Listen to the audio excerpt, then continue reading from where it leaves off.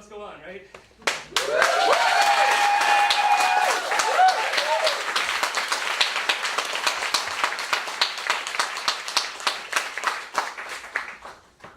All right. This is titled An Honest OkCupid Profile.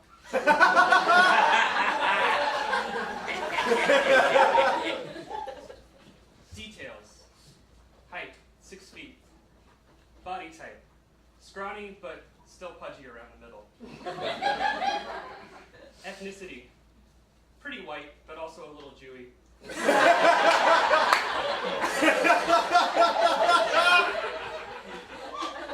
Diet, mostly burritos.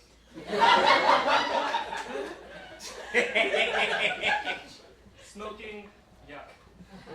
Drinking, not much lately.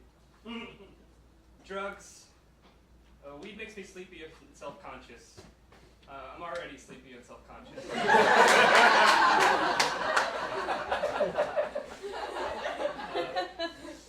Religion. I don't even believe in myself most of the time.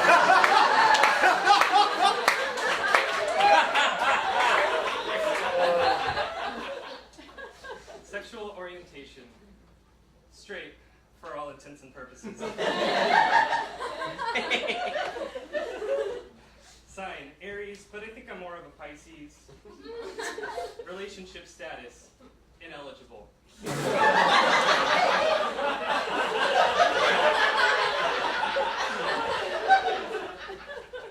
Job, improbable. Income, insignificant. Offspring, unlikely. Pets, I can barely take care of myself most days, but likes dogs. Speaks English poorly. My self-summary. I'm a 25-year-old boy who lives in Brooklyn. I used to play music, but I don't do that much anymore. I also used to love cooking and painting and reading and running and playing video games and baking bread, but I don't really do those things anymore either. Sometimes I still write music, but not really. I think about writing music a lot. When I was a teenager, I thought I was going to be a rock star, but that didn't happen, so I went to music school. I had a girlfriend for a very long time that I thought I was going to marry, but that didn't happen either. What I'm doing with my life. Learning to fall asleep at night and wake up in the morning. Learning to eat three normal meals a day instead of just burritos. Learning to follow through with projects even though halfway through I decided that what I was really excited about is now terrible and pointless, and why do I do anything at all? Trying to find something that makes me happy that will also make me money, and finding that the happy part is more difficult than the other. I don't know if I'm really good at anything anymore. I used to be really good at playing guitar. It was my whole identity for almost half my life, but for some reason I just stopped. I was pretty good at writing music too, and that was what I always wanted to do, but I stopped doing that as well. I think I was a good boyfriend. That was a really long time ago. First thing people usually notice about me. Someone called me a narcissist the other day. I don't think that's true. I don't really like myself much of the time, but I don't know how to be anybody else. I don't think that makes me a narcissist. That was a pretty cruel thing to say. Favorite books, movies, shows, music, and food.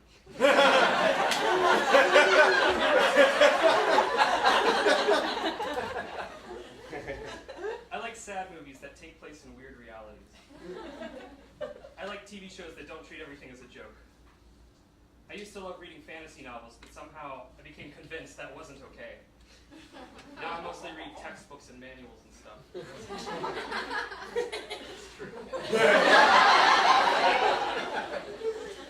I listen to music a lot. Sometimes it's too hard to be alone with my thoughts. I'd rather listen to the Mountain Goats instead. I eat a lot of burritos. The 6 things I could never do without. Burritos. Coke. It's really the only thing that makes me feel just a little bit better. Coca-Cola. A good pair of headphones. Fingers. Imagine. An extra pillow to cuddle with at night, because guitars are too lumpy. I would say time to daydream in the morning because that's the only time I can have hopes and dreams and feel love and imagine good things happening and feel almost happy. But I don't do that anymore either. It's too hard to face reality after living in a fantasy, and sometimes I get the real world and my fantasy world confused. Plus, there's the whole you have to wake up sometime thing. I spend a lot of time thinking about death. A lot more than I'd like to admit. When I'm going to get on my next burrito, why I feel empty almost all the time. I used to dwell on the past a lot. I still don't like to think about the future much. There are too many things in the future I don't think I can ever have. On a typical Friday night, I am feeling lonely and wishing I could reach out to friends, but there's part of me that still believes that people don't want me around. Most private thing I'm willing to admit. After college, I gained a lot of weight because I honestly believed that no one could ever love me for who I am, and I made myself unattractive. If I made myself unattractive, no one could ever just want me for the way I look. That's why I'm fat in all my profile pictures. I literally gave up. Whenever I would down a box of Cheez-Its or finish off a 3-liter bottle of soda, I would tell myself, it doesn't matter, nobody will ever love you anyway. Bonus answer.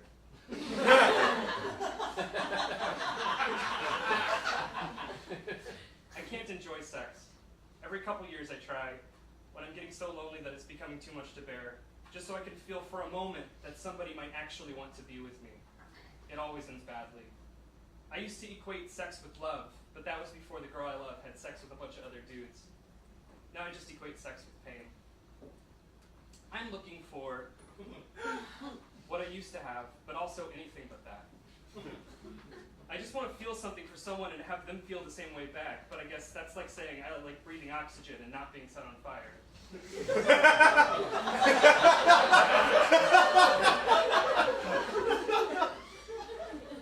I don't really know what I'm looking for, but I know what I want. I want to feel loved, and I want to feel like someone could want to be with me and that I'm someone who is worth wanting to be with. But more than anything, I want to love someone, and I want someone to let me love them, because loving someone else is the only thing that has ever made me truly happy, especially when I can't love myself. You should message me if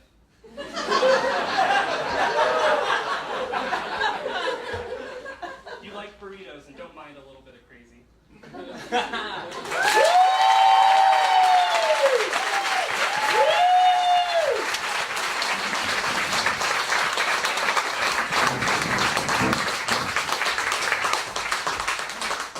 It looks like you've got all your paperwork in order, but sorry, we can't go out. You're ineligible.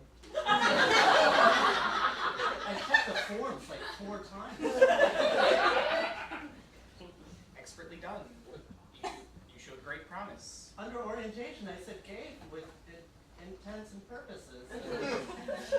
You signed off on that one. I'm not saying you filled out the form wrong. I'm saying you're ineligible.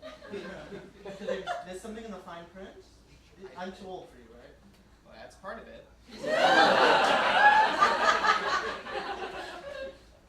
What up? So, is my music taste or? Doesn't help. I think the biggest thing is you're wearing Depends. I'm a man of a certain age. I'm not saying there's nothing wrong with that. You Just said saying you were looking for a daddy type. that's not what I meant. Hey, it's been great going on this Thank you. preliminary date. I may call you for a reference.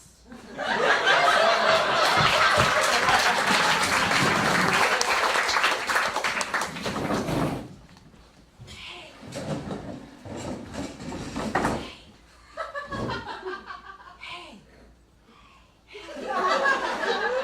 I can't sleep. I think I drank too much Coke. Really? Yeah. Where did you get it from? The store. Okay, 'cause you left my apartment without keys and came back in and drank some Coke. Yeah. That seems really weird. When I miss sleep like 4 or 5 nights in a row, I end up doing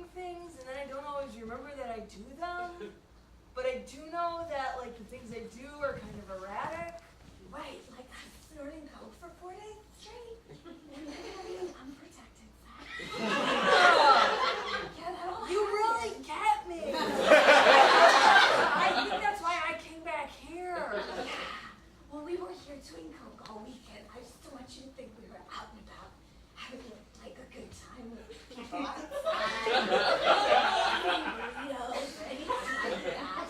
You weren't having a good time when you were snorting Coke all weekend? I was having a great time, but like, we weren't enjoying the weather. We weren't, you know, holding hands and walking through a park. By the way, this isn't going to be a long-term thing. Well, yeah, but I mean, if we stay in here, it's like we already know each other and we already have a routine down. And if you go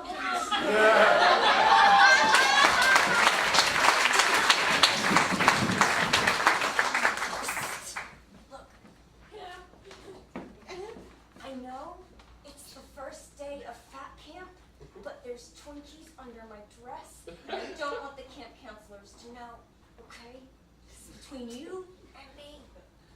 I could relieve you of one of those Twinkies.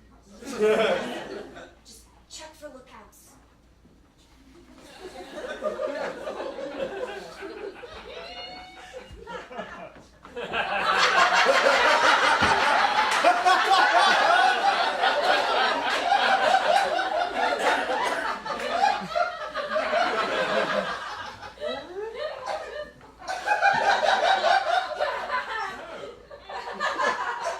Mitchell, there's an elephant over there. Oh, look at that. Oh man, thanks. You really got my back. I ate your Twinkie, I'm sorry. Let me give you your own. Oh, it's a ho-ho. Will that be okay? I was so hoping for a Twinkie. I mean, I can check again, but some Twizzlers. It's a surprise down there. I packed like a week ago, so. I always forget what I pack too. This is so funny. Listen, I was just, I was hoping maybe we could stash these under the mattress because I know they're Campers?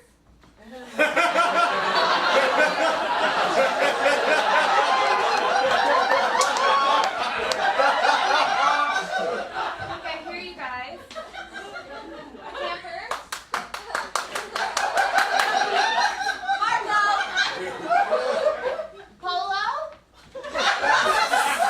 Marco! Polo? Yeah, throw him off track.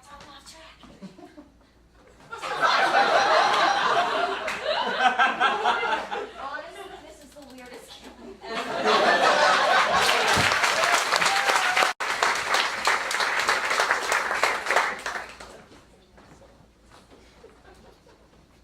There's a common saying among Jewish people about what to do when you're upset. Eat, you'll feel better.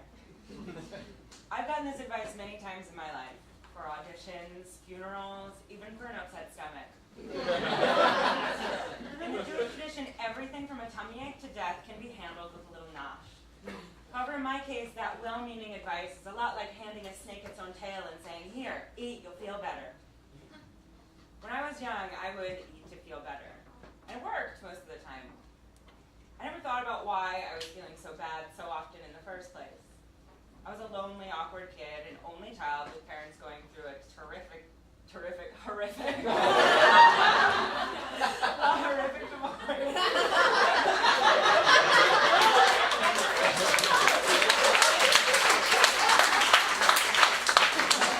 And my best friends were my mom and my cat. My mom would regularly take to her bed for days at a time, chanting her favorite mantra, I just can't do it anymore. So maybe depression runs in the family. But when Mom was out, it was just me, Midnight the cat, and my other best friend, TV. So I would come home after school, plant myself down in front of Nick Jr. and have a snack, which is pretty normal until you realize that this snack lasted from 3 p.m. until 7 p.m. when we had dinner. Eating was my extracurricular activity. I didn't think about that, though. And I didn't think about how much I was made fun of or how I didn't have any friends. I was just numb. There's a kind of peacefulness that happens when you overeat. A rush of caveman hormones in your brain that tells you you're doing something good by stocking away all those calories. You go into like a mindless fugue state where all you can do is focus on the next bite. It really was my first drug. It was great, until it wasn't. Afterwards, when that payload hits your belly, you feel so full you can't move. That's the worst. You because that's when the thoughts creep back in. And now the unpleasant thoughts of loneliness and inadequacy are joined by their new friends, the thoughts of shame and guilt. Even my depressed thoughts had more friends than I did. Anyway, as I slowly moved through the jungle of sadness that is middle school, I realized it was time to stop. I was getting fatter, and on top of that, I had grown tall almost overnight. Now I was as tall as the tallest boy in school, and the only kid that I knew with stretch marks. Add this to my current nickname, Cow, and I realized that if I ever wanted to dance with a boy, I was going to have to do something drastic. So I did the saddest thing possible. I joined Weight Watchers with my mother. Nothing will make you feel like a really cool kid than going back to school to a meeting. Not only get to hang out with everybody's mom, but you also have the joy of standing on a scale in public. I also became a vegetarian, partly in an effort to be skinny and healthy, but mostly because after being called Cow for years, the idea of being connected to anything bovine was so disturbing to me it made my skin crawl. But the biggest turnaround came in high school, when my mother took me to her quack doctor. This is a guy that still gives vitamin B shots for energy. He prescribed me some diet pills. The old school, feel like you're on speed, your heart is popping out of your chest, you're fucking invincible, let's clean the whole garage at 2 a.m. kind of diet pills. And they kicked me right into the second phase of my relationship with food. Don't eat and you'll feel better. With my diet pills, I could finally do that. I didn't give a shit about food. I would just eat enough to not be dizzy and then spend the rest of the time focusing on how I could finally do what I dreamed about since I passed 5'9", model. There's a double edge to the fact that when you're tall and somewhat pretty, people often tell you in what they think is a compliment, you should be a model. The problem is that I actually wanted to be one. I was 16 and about 20 pounds lighter than I am now, and my mother set me up with a modeling agent. She meant the real estate. I was so excited I could puke, except I did because I would be skipping ahead in the story.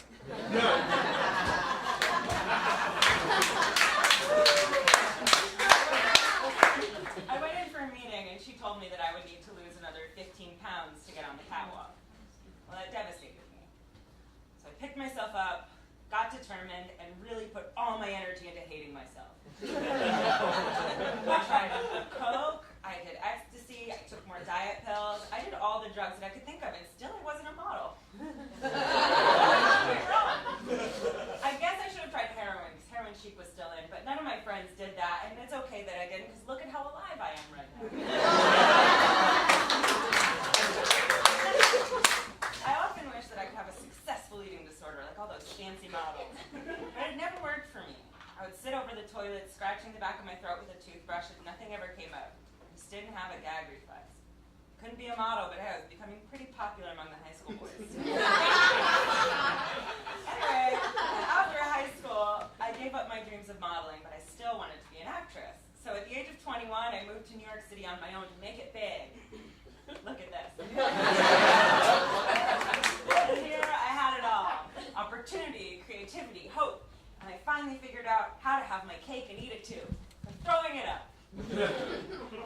I found a new mantra. Eat and then throw it up and you'll feel better. When I moved to New York City, I had no real friends here. I wasn't in college because of a last-minute decision from my dad to not pay for it. So most days I had nothing to do. To get myself out of the house, I would go out for lunch. I would often go to the Whole Foods in Union Square because I was going to get something healthy and start my New York diet. And I would always approach the salad bar with every intent of just getting a little something small and healthy. And I would. But then I would add to it just a little taste of this, a little taste of that. I mean, how can you go around a salad bar and not want to eat everything on it? And then I would think about dessert. I mean, I really shouldn't, but hey, it's vegan chocolate mousse. I mean, if it's vegan, it's probably good for you. Then I would go upstairs and eat, and I would look at Union Square, buzzing with New York life, and write a poem in my journal, and be so proud of myself for finally making it to the big city. And then slowly, my thoughts would turn. Why did I eat so much? I didn't need that rice. I need to be skinny if I'm going to get cast in anything. I'm not taking this seriously. I need to focus. I need to tone. I need to look like a famous actress to be a famous actress. Why the fuck did I eat chocolate mousse? What is wrong with me? And then I would sit there with all the bad thoughts and self-hate and chocolate mousse just churning in my guts. And one day it just happened. I just went to the bathroom and up it came. I didn't even have to stick a finger down my throat.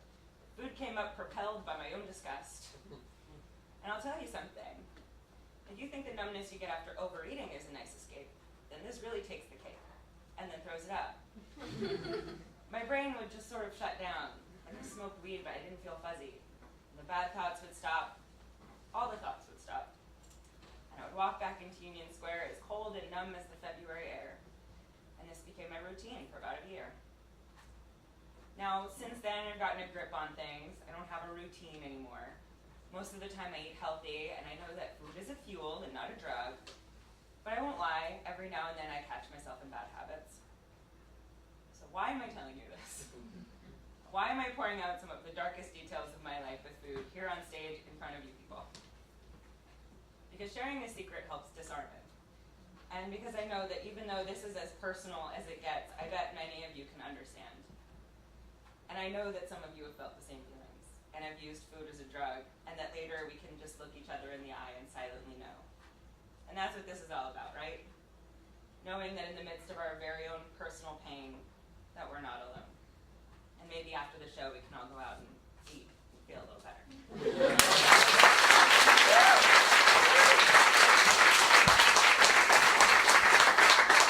I have to say, I want you to meet my ex-wife. We are having the most terrific divorce. I have to say, our marriage was abysmal. Oh, it was horrible. I mean, she's a nightmare. He was a jerk. Yeah, she made me feel this big. He made me feel invisible. Yes, well, you were, but now, look at her. She's got a light back in her eyes. I've lost 40 pounds. Yeah, I don't make her feel terrible. Well, I gotta tell you, this is something that every divorce attorney longs to hear. I gotta say, I woke up this morning going like, it's gonna be another long one. You guys are a breath of fresh air. You have given us the perfect post-marriage. By the way, this is so rude. Would you like to sit down? Yeah. You came in with your energy and I was like, oh! May I ask, have you guys decided on custody? You can have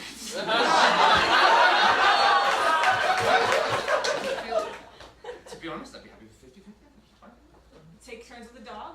Yeah, would that work for you? I'll walk it during the weekdays, you walk it on the weekends. Listen, whatever works for you. Oh, I was That actually works for talking you. about your children.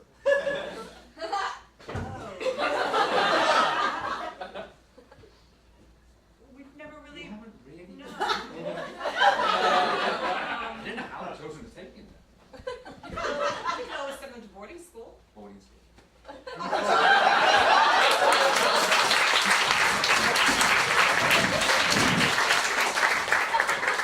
Sorry, Becky. Sorry, Jenny. I can't make it to your party this weekend. I have to go to water aerobics with my grandma. I put this on the Google calendar like at least 3 months ago. Yeah, I know, but like this is what like all the cool 14-year-olds are doing. I mean, an invite would have been nice. I could have added that to the Like calendar. it's pretty exclusive. I don't know. Does your grandma live at Yeah, my grandma is practically a mermaid, so. My grandmother is an archangel at this point. Okay, well my grandma's kind of like an octopus, so. My grandmother really was born with webbed feet, so it's like she's. Really? Yeah. I'm Okay, actually well, not maybe you joking should about come, that. because I think you fit really well. I think I would, Can yeah. I see your toes? Are they webbed at all? 'Cause just- No, I'm not that lucky. I got the shitty genes. My grandmother's currently speaking to Jesus on his crown of tears right now. I really don't understand how that has anything to do with water aerobics. I would have still liked to receive a Google invite for that, though. That sounds pretty cool. My grandma said when there's room next time she will. She'd love to talk to you. And your grandma too. And me? Can I like chop liver now? Right now, yeah, because you're not coming to the party that we Okay, set well, like, up. I mean, maybe you can bring a schedule. I'll invite you to water aerobics, okay? But you can't bring anybody else. It's just really exclusive. Your grandma knows Jesus. Your grandma has wet feet. You can come to the club, but I'm really, really feeling pressure. I know, but my grandma says we work on God's schedule, not Google's schedule. My grandma just pads around the house, and I don't know, she never picks up the phone. I guess it's hard for her to walk or something. Okay, then you're totally out of the water aerobics. How is she gonna swim? Like, Because she's born for the water, not for the land. Oh,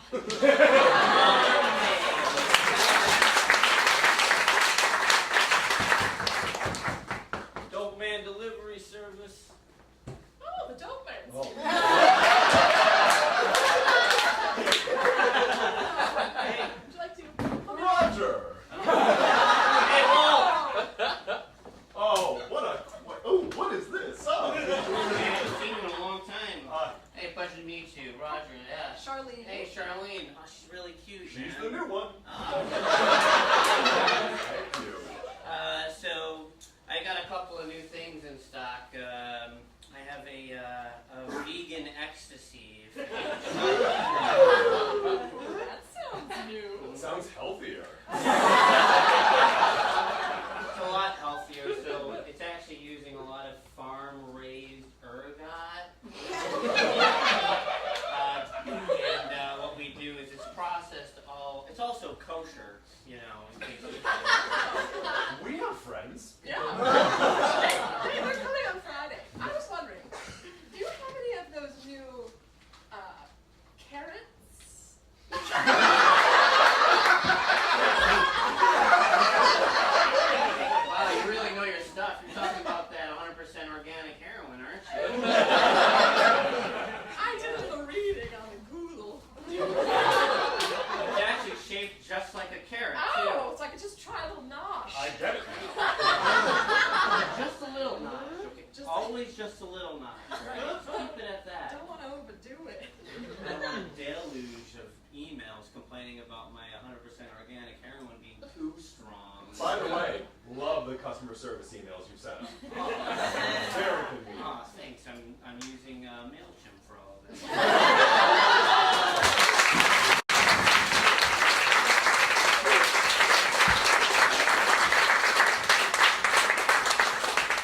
Hey, I'm Julia.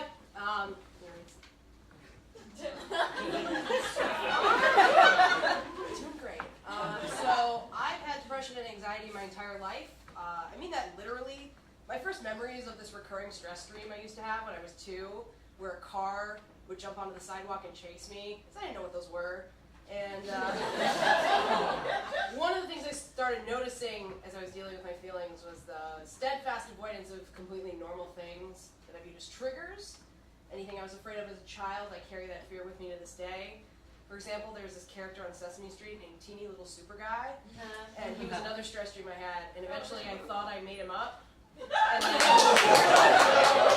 And then like 2 years ago, so when I was like 23 years old, I was scrolling through like Tumblr, and someone had gotten a tattoo of him, saying I'm a monster, and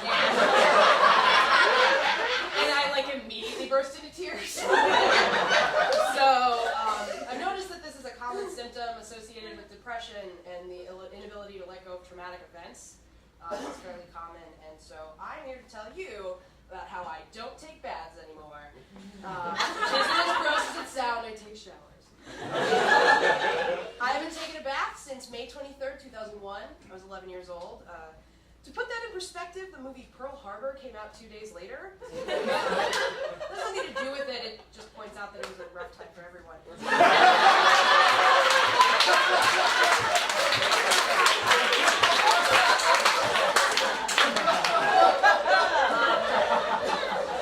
So my mom was diagnosed with breast cancer around the time I turned 10, a little before. She got radiation, she took the drugs, she shaved her head so the chemo wouldn't take all of her hair.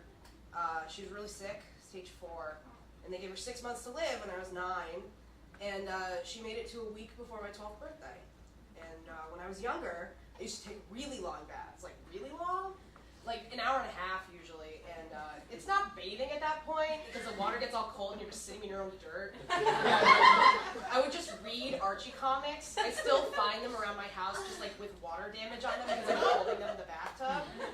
And my mom used to bathe me, but then she was too sick and tired and always at the doctor, so I started taking baths by myself. On May 23rd, 2001, there it is, I was talking to my mom downstairs, and she was fine. She lasted 2 years, a little more, and I went upstairs to take my bath, and I sat there, and I took my goddamn time. It was about 2 hours, the bath, if I remember correctly, and when I was all pruny and clean, I got out, and I put my pajamas on, and I went downstairs, and my brother and my babysitter there, but my parents weren't. And it's because my my mom had started shaking, and she went pale. She said, I need to go to the hospital. A week before, my mom had cut her leg on a chair in the kitchen, and the chemotherapy had totally destroyed her immune system, so what could normally be covered with a Band-Aid spread really quickly through her body. And I never got to say goodbye to her.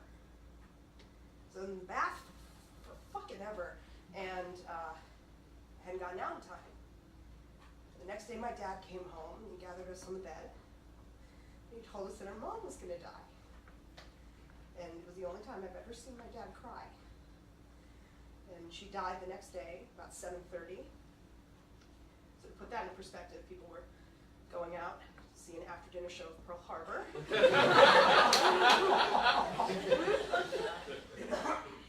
I realized that I wasn't able to say goodbye to my mom because of the time I lost sitting in the bath. So I stopped taking baths and I would take showers, but sorry. There's a coda to this story. Last winter, I had a really bad head cold, and I couldn't breathe, and I was all achy. And on one of the coldest days of the year, the heat in my apartment stopped working.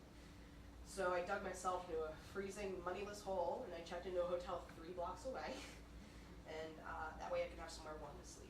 And I won't say the name of the hotel, but it's famous for being a place where people fuck. And I was staying there alone, that wasn't the issue, but like the bathtub is big enough for 2 people for that specific reason. And I decided to take a bath for the first time in 12 years. And first I called every member of my family and made sure they were all okay. And I took the bath and I called them all again to make sure they were still okay. And to my knowledge, they're all still alive. This isn't written down here, but a friend once said to me that closure is an illusion. And I think that's right. There's no such thing as closure. Closure is bullshit. Like, closure is the stuff that people pursue in romantic comedies and really any type of movie. But chances are you aren't going to get closure, but what you can get is a really nice bath. Thank you.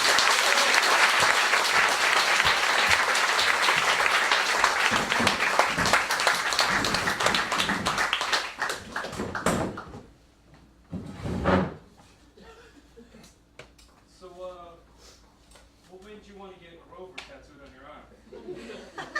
It's this thing I'm doing where I'm facing my fears. This is the year when Mary conquers her fears. Alright, you sure you want to go through with this? Yes, do it. It's like, we're not really supposed to tattoo people who aren't in like a sane state of mind. Like, I'm saying, I've watched the Egyptian Sesame Street, the one where Bert and Ernie go into that temple. It's really freaky. I've watched that on repeat, and I'm over it now. I'm over this. Oh I yeah, can do it. that's terrifying. It's But really I'm not getting that scary. tattooed on my arm. Just do it. I face my fears head on. That's my thing. That's what I put on my resume. Alright. I also have fear of correlating files. So now I'm not doing a data files. analyst. Well, the other tattoo guy did, so I just want to show you it's not a thing. It's a tramp stamp. There's no integrity in this industry anymore. Butterfly, I can do that. But help you deal with your fears? Just do it. Alright, gotta... So what does he look like? What is? I haven't checked out the picture you picked. Is Grover like? Oh, it's the one where he's brandishing a sword? He always does. He's a So my Roman mind gladiator. always No, does. it's a real thing. On Sesame Street, he's a Roman gladiator, and he's... Yeah, I remember that one. Yeah, it's a good one. The pain. It's not. I'm scared of the pain. It's just that what you just described to me. It's awful. That's usually the case. You know, actually, what scared me more was just him in the bathtub with Ernie and the rubber ducky scene. Oh my God! I don't know. That duck just looked like he had crazy Bert. eyes. I'm doing Grover.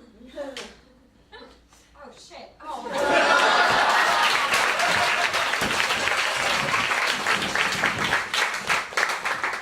I want to speak to you. Why are we releasing our films specifically at times which are shit for other people? We think that our films can bring people a little joy at times when they're tough.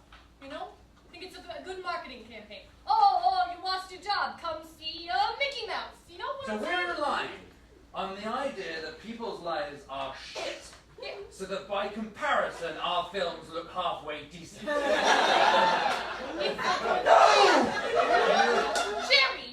what are you screaming about? Come on, it worked 2 years ago, you know? Peter, okay, go. I was gonna say, you know, the recession was still going on, and job numbers weren't great, and we released that really crappy comedy.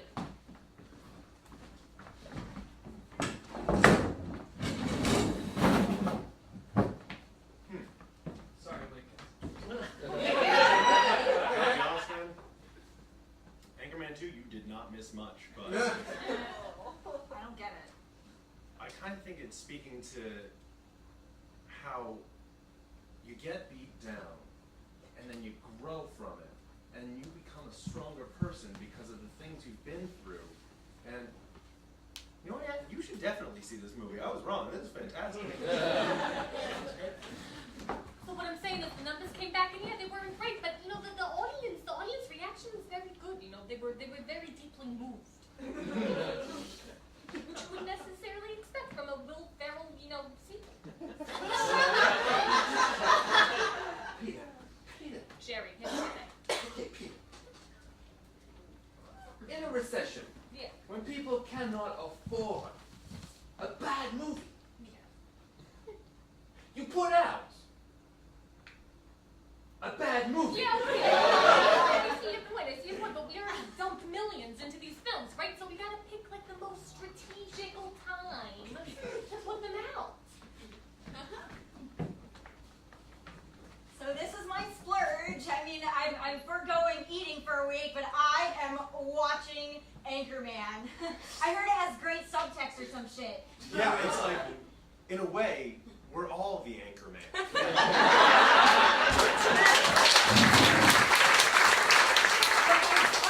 sorry I never cooked dinner. I just don't have time. I get home from work, I have to take a bath for 2 hours, and then, you know, where am I gonna find the time to cook? You're right. We should just waste away and starve. Mom, I want peanut butter. Peanut butter, that's easy. That's easy. I'm just saying, maybe you kids can take some initiative and cook some food around the house sometimes. I would, but I watch TV all the time and it says not to use the oven when parents aren't around. It says always ask your mom for help if you want to get something off the shelves. Don't stand on a chair because you might fall and break your neck. And don't run the bath when nobody's around. Mom, did you call us first before you got in the bath? I'm sorry, I forgot today. I'm a terrible mother. I don't know how to do anything. I'm not going to cook for you. I'm not going to call you before I get Why to don't you the get a bath. husband? I still want to see Then we went through a terrific divorce.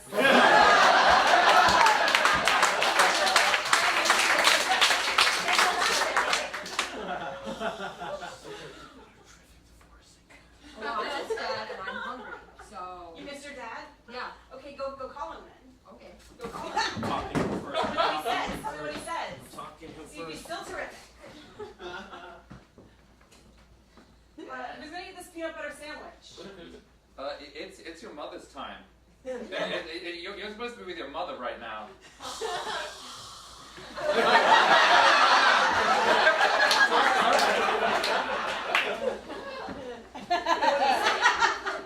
He said it was my time, right? Because we had a terrific divorce, we worked everything out. Here is your peanut butter sandwich. Finally. Specifically did not talk about the divorce this time, Mom. Yeah, I didn't hear anything about you. You might be dating again. Well, that's terrific. I'm sure he's terrific. Having a terrific divorce, just like I am. A terrific, terrific divorce with 2 kids that live with me all the time.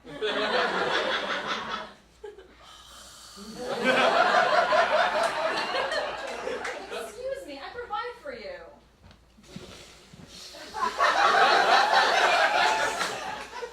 That's it. I'm calling your father and I'm telling him that he is going to have you for 3 weeks. I'm going to take a long bath every single day without calling you first.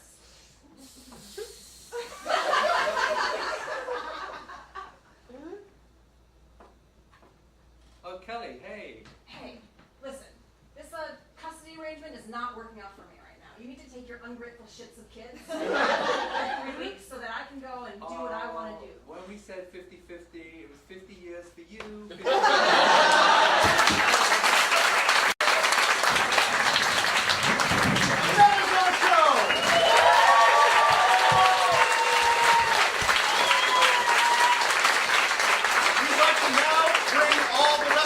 Performers back to the stage.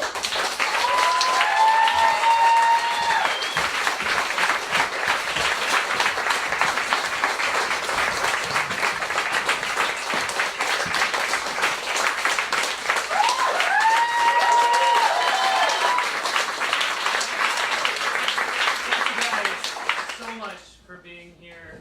I almost didn't make it myself. That will never get old. You guys, I did not think this was going to happen. So, I have to give so much thanks to Megan Gray.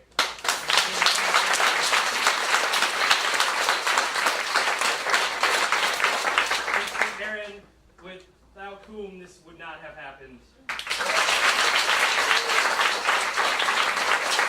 I'd like to thank my fellow gold friend, Grant Goldberg.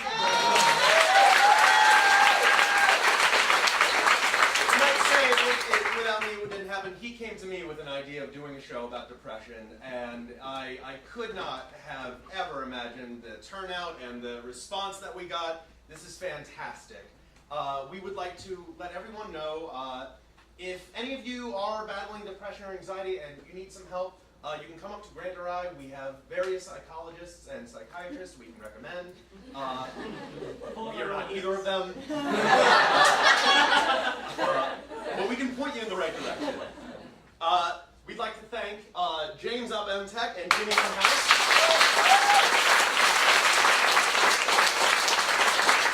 We are at the Magnet Theater. They offer classes and shows 7 days a week. www.magnettheater.com. I just realized you never have to do www.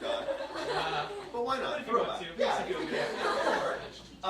We're going to end the show now by inviting everybody who is on stage and anybody who's in the audience to come on stage and join us for a nice big group hug.